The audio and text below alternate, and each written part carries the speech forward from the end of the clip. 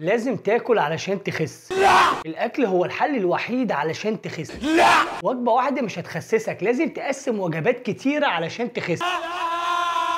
استمرارك على انواع رجيم كتير وطريقه الاكل اللي مبنيه على اقل القليل، خصوصا الحاجات اللي بتعتمد على نوع اكل واحد في اليوم زي فاكهه او خضار او بروتينات، الكلام ده كله بيفسد عمليه التمثيل الغذائي او الحرق. يعني ايه؟ يعني طول ما انت فاكر انك لما تاكل وجبه واحده انت كده هتخس، ده غلط. انا اول مره اخد بالي من السطر ده. علشان كده انت بتتخن من بق الميه اللي بتشربه. ونظام الوجبه الواحده او النوع الواحد ده بيزود الطين بله، بيخلي الدهون تتخزن اصلا في المناطق اللي المفروض سعادتك عايز تصلحها.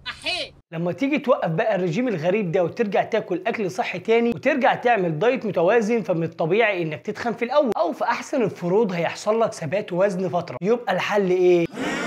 الحل ان اغلبيه نشوياتك ما تكونش بيضه زي الدقيق والسكر، وحاول دايما تغيرها بنشويات معقده زي البطاطا والبطاطس والعدس والشوفان والرز البني. لو جيت بقى شغلت دماغك وقلت انا هقطع نشويات من نظام اكلي، فده يعتبر اكبر غلط انت ممكن تعمله، لان ده هينعكس على حاله النشاط بتاعتك وهيقلله وهيديك احساس بالتعب دايما، وهتبقى مش قادر تعمل اي مجهود في حياتك. والله ايوه معلومه جديده. فالمطلوب منك انك لازم تدخل النشويات الصحيه في نظام اكلك، ما تقطعش الاكل ابدا وتفضل تاكل، وما تخشش في حته الحرمان من الاكل وابدا دلع نفسك. مش كده ولا ايه؟ زغرته يا اخوان، يا حتى زغرتي والنبي يا نسوان.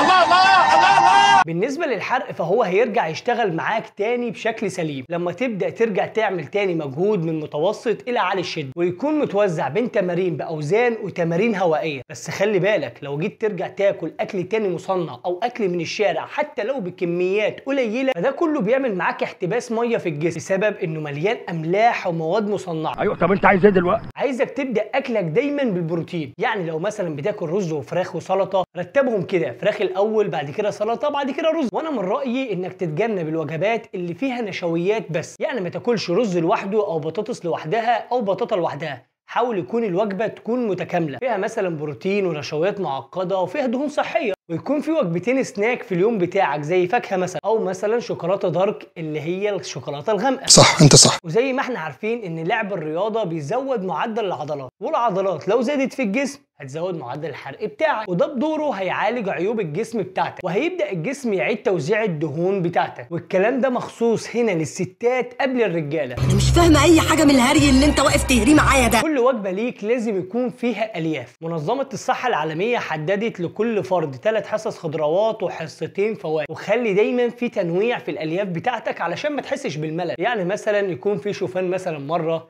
رز بني مره، خبز كامل الحبه مره. وبكررها عليك تاني، ما تسمعش كلام اي حد وتقطع نشويات. فوق بقى، فوق. عايزك تهتم بالميه دايما، وحاول تشرب ميه باستمرار، وعايزك تبدأ من 3 لتر وانت طالع، علشان المية بتنظم حركة الأمعاء وبتكبح الشهية، وبدورها بتلغي لك إحساس الجوع الكاذب. في نظريه مهمه جدا هقول لك عليها، ممكن تغير رايك. اسمع، حاول تنام كويس وما تسهرش، لان كل ما تسهر كل ما انت هتجوع. اتاكد دايما انك ما عندكش نقص في الفيتامينات زي فيتامين د وسي والزنك والحديد والمغنيسيوم والكالسيوم، وحاول دايما تاخد مالتي فيتامين كامل، وده بدوره هيعوض لك الفيتامين الناقص اللي انت مش عارف تاخده من اكلك. وخلي دايما عندك صبر على جسمك، علشان جسمك بياخد وقت لحد ما يتصلح، وعلشان يعالج اضرار الرجيمات الغلط اللي انت كنت بتعملها زمان بدون اي وعي. للمره الثانيه بحذرك ما تاكلش اي حاجه من الكشك ولا تشتريها غير الميه. وقف على طول اكل الفاست فود واكل الشارع. هتسال نفسك سؤال اخير، هو انا هعرف ازاي ان حرقي اتحسن؟ لما شهيتك تبدا تكون تحت السيطره، لما تبوظ الدايت مثلا مره او 2 وما يكونش فيه اي تاثير على وزنك، ولما مع الوقت تبدا تخس وتنزل في الوزن وفي نفس الوقت صحتك كويسه، ومعاهم مستوى نشاطك ولياقتك في تزايد مستمر. لما احساسك بالنشاط يكون مستمر معاك من اول التمرينه لاخر التمرينه، هنا بقى خلاص هتعرف ان حرقك كده اتحسن وانك ماشي على التراك الصح. سلام.